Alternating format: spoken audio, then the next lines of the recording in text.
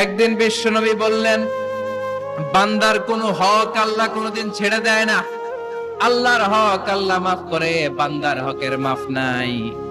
যদিও আমি নবী, আমার উপর যদি কোনো হক থাকে বলো, আমি দিয়ে দেব। কোন সাহাবী দাঁড়ায় না, এক সাহাবী দাঁড়িয়ে বলল, নবী, যুদ্ধের ময়দানে চাবুক চালানোর সময়, লাঠি চালানোর সময় এক কাফেরকে মারতে যে আপনার লাঠির বাড়ি আমার পিঠের মধ্যে পড়েছে।